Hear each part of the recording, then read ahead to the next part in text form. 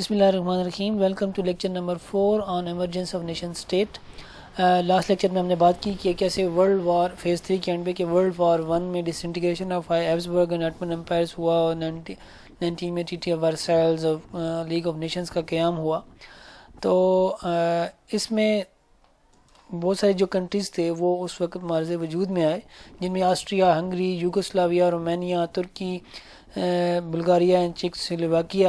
یہ کنٹری جو تھے یہ on the map of world جو ہے وہ کریٹ ہوئی نیشنز. تو یہ بھی نیشن اسٹیٹ کی ایمرجنس میں ایک امپورٹنٹ اسٹیپ تھا. نیکسٹ فیز 4 ہے. فیز 4 میں ورلڈ وار 2 جو ہے نا سب سے امپورٹنٹ جو ہے وہ ایک فنامنن ہے. بات کی تھی کہ کیونکہ ورلڈ وار 1 کے بعد لیگ آف نیشنز اور ٹریٹی آف ورسائلز میں یہ بات کی گئی تھی that Germany was the sole responsible for the World وار 1، اور جتنی بھی ڈسٹرکشن ہوئی ہے یہ جرمنی کی وجہ سے، اور جرمنی کو بہت زیادہ جرمانہ دیا گیا. What happen after that? The German people started feeling an hatred and they started flourishing hatred among them, کہ باقی دنیا ہم سے نفرت کرتی ہے. تو وہ ان کے اندر ایک نیشنلزم بہت زیادہ اسٹرانگ، ایتھنو سینٹرزم جو ہے وہ اسٹرانگ ہوا. جرمن نیشنلزم بہت زیادہ ایک اینٹی سوشل قسم کا جو تھا وہ نیشنلزم کریٹ ہوا، اور یہی پیٹریٹزم اور nationalism it lead to the world war 2، اور اس میں بہت زیادہ نقصان ہوا. پورے کا پورا یورپ تقریباً تباہ ہو گیا اس جنگ میں. ورلڈ وار 2 کے بعد ہوا یہ کہ United Nations was establish in 1945. That was very important step in the emergence of nation state and modern nation. International community کے اندر یونائٹڈ نیشن کا بہت بڑا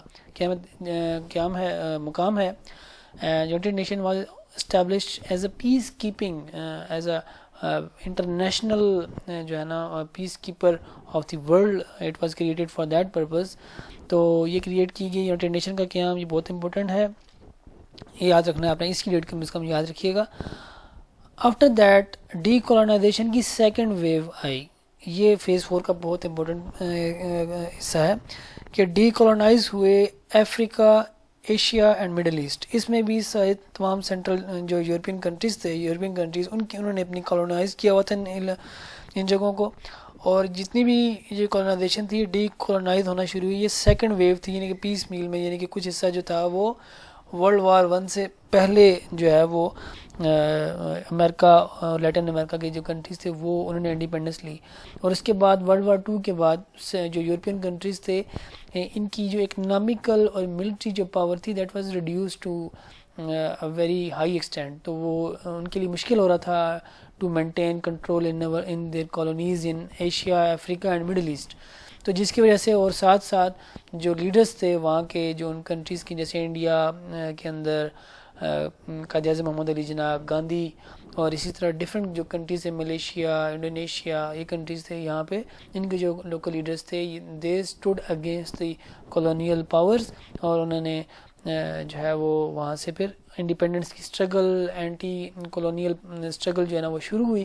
تو اس کی وجہ میں بہت سارے کنٹریز پھر آزاد ہونا شروع ہوئے. سیکنڈ ویو آئی 1940 سے 1975 تک، جس میں ایشیا، افریقہ اور مڈل ایسٹ کے بہت سارے کنٹری جو تھے وہ آزاد ہوئے، جن کی ڈیٹیلز بھی ہم دے سکتے ہیں. Lebanon, Syria, Indonesia, Vietnam, Jordan, Philippines, Pakistan جو بعد میں بنگلہ دیش بھی جس سے نکلا، India, Myanmar, Sri Lanka, Israel, South Korea, North Korea, China, Laos, Cambodia, Malaysia, Cyprus, Kuwait, Singapore and many مور.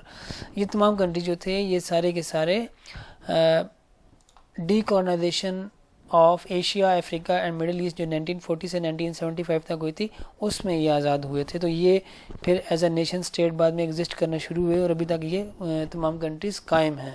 تو یہ it was very important in the emergence of nation state. After that what happen کہ cold war ہوئی، bipolar world order create ہو گیا after world war 2. ایک Russia, USSR and USA. تو ایک cold war شروع ہوئی. یعنی کہ دو پول تھے دنیا کے. بائی پولر کا مطلب دو پول تھے ورلڈ آرڈر میں، دو پاورز تھیں، دو سپر پاورز تھیں، ایک امریکہ اینڈ ایک USSR. تو ان کے درمیان پھر پراکسی وار چلتی رہی، کولڈ وار چلتی رہی ٹل 1991.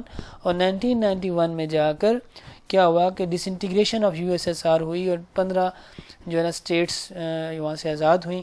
اور اس کے بعد ورلڈ آرڈر جو جہاں پہ بائی پولر تھا پھر وہ یونی پولر ہوگا، کیونکہ you S S are as a second world super power جو تھی وہ اس کا وجود ختم ہو گیا تھا اور وہ ٹوٹ گئی اور اس کی سیسیشن ہوگی, ڈس انٹیگریشن ہوگی. تو اس کے بعد بہت سارے کنٹری جو تھے وہ مارز وجود میں ایز اے نیشن اسٹیٹ. تو دس از ویری امپورٹنٹ. جو Ukraine, Lithuania, Latvia, Estonia, Croatia, Bosnia Herzegovina, Montenegro, چیک اینڈ سلوویک, تو یہ کنٹریز جو تھے یہ disintegration of U S S R سے انڈیپینڈنس انہوں نے لی تھی. تو اٹ از ویری امپورٹنٹ. تو ہم نے دیکھا کہ پچھلی 3 ویڈیوز میں کہ ایمرجنس آف نیشن اسٹیٹ کیسے ہوئی اور کیسے گریجولی پہلے سینٹرل یورپ میں پاورز جو تھیں وہ کنٹریز ٹرانسفارم ہوئیں, پھر ڈی کولونائزیشن اور یونیفیکیشن سے امریکہ اور یورپ کی کنٹریز جو ہے نا وہ اسٹرانگ ہوئے, پھر افریقہ ورلڈ وار 1 ہوئی, پھر ڈی کولونائزیشن ہوئی ان افریقہ ایشیا میں, اور پھر کولڈ وار ہوئی. تو یہ امپورٹنٹ لینڈ مائلز ہیں in the history of international relations, in the history of emergence of nation state. یہ آپ کو ہر جگہ پہ اور پولیٹیکل سائنس میں یہ چیزیں ہیلپ کریں گی. ضروری نہیں کہ آپ کو یہ ڈیٹس یاد ہوں, لیکن یہ والی جو سلائڈ ہے دیٹ از ویری امپورٹنٹ.